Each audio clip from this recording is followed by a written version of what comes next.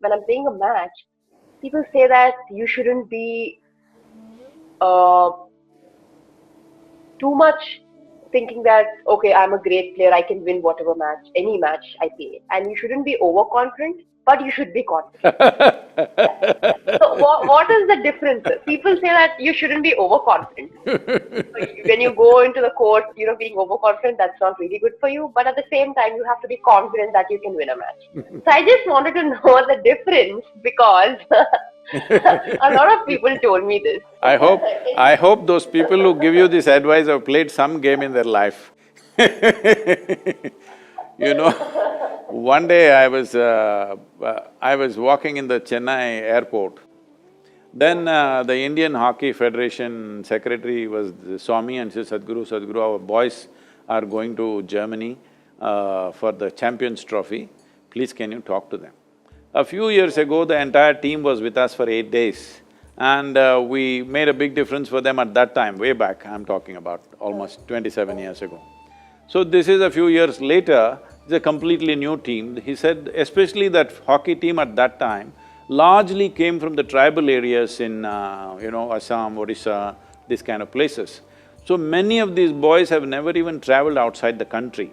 For the first time, they're going all between the ages of 18 to 22, most of them.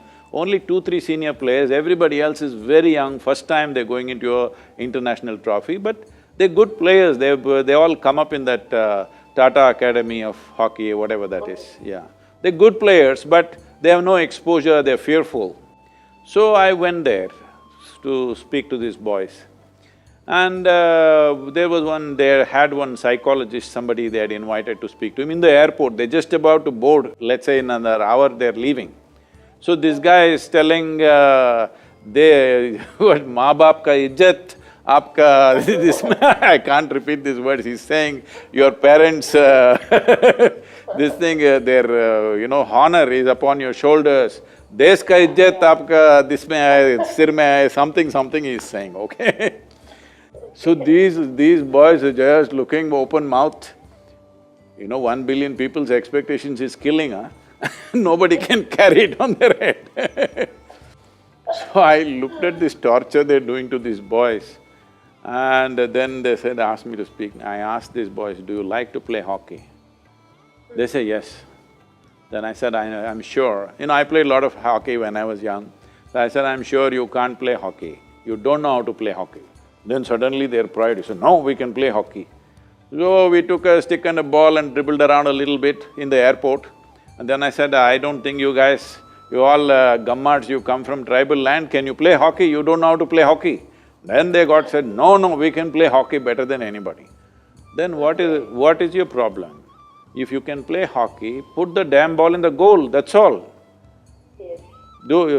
Don't worry about your country, about your mother, about your father, all this nonsense. Your only thing is you must have lust in your heart to put the ball in the goal, that's all.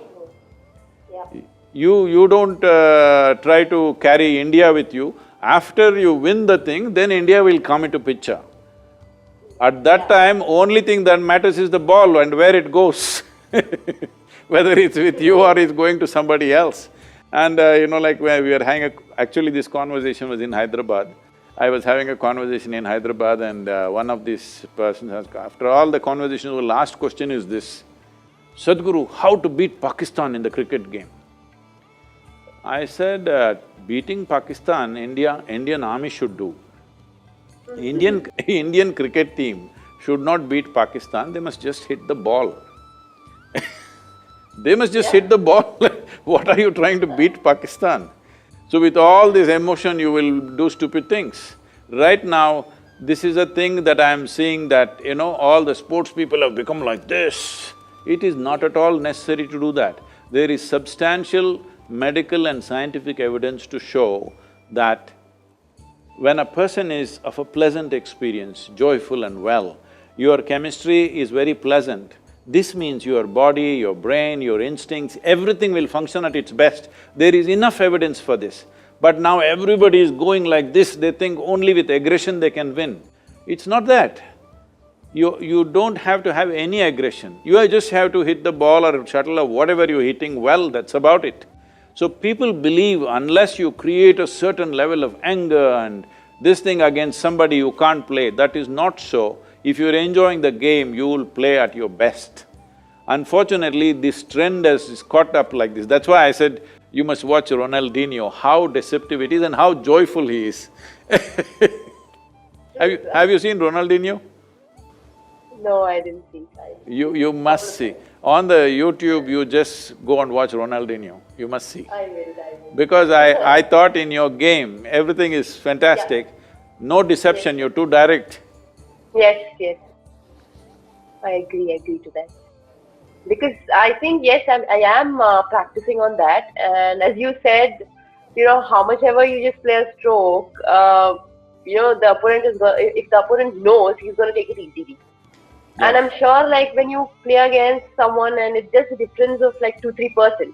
But I think if I improve my deception, as you said, definitely I'm gonna raise, some more percent higher. And I think, talking about tall people and, me having that good reach, as you said, yes, definitely I have to utilize that, and, I'm definitely gonna improve a lot more if I really focus on that. Yeah, today morning I watched you playing. Did you find any mistakes, sir? Like, No. do you have any?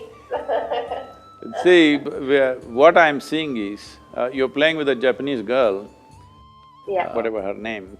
She is… Okuhara, yeah. both of you are international classes of players, there's no… it's not for me to teach badminton to you. But what she's covering with 1.5 steps, you're covering with a single step, the space. Yes. Don't take me wrongly, I'm not saying anything that way. No, You're actually built for tennis, but you're playing shuttle. I'm saying it's a much smaller court compared to your tennis court. So you covering it so efficiently and it's much easier for you to do that. But a shorter person is always much easier, a smaller person always is much easier to bend, fold their body and get it back quickly. A taller person always has little more difficulty in folding the body and unfolding the body. So always it is important that you don't waste those, those folding the body kind of shots for your opponent when the person is short, because they will easily take it.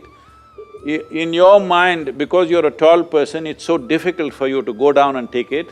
You give them those shots, they will take it because they're so small and they're effortlessly going there.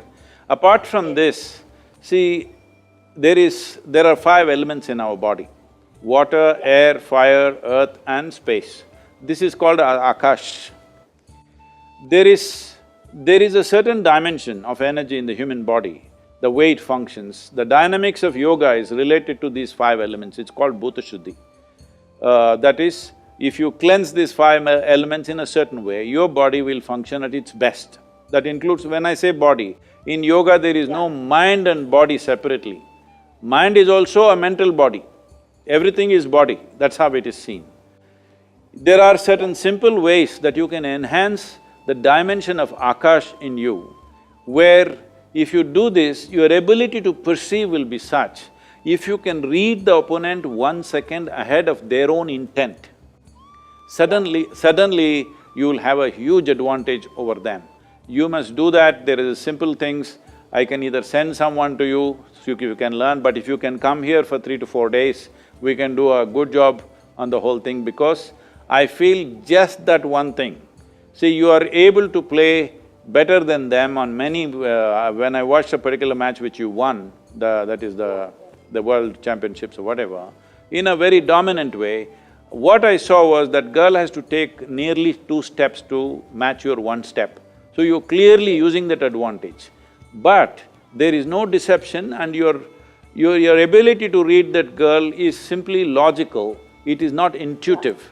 If an intuitive reading comes into the thing that you know what she's going to do before she does it, you will be definitely a few percentage points ahead.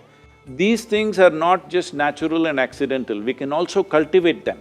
See, every human being has this. I'm sure as a sports person at that level, you have some intuitive way of looking at things, but it can be cultivated.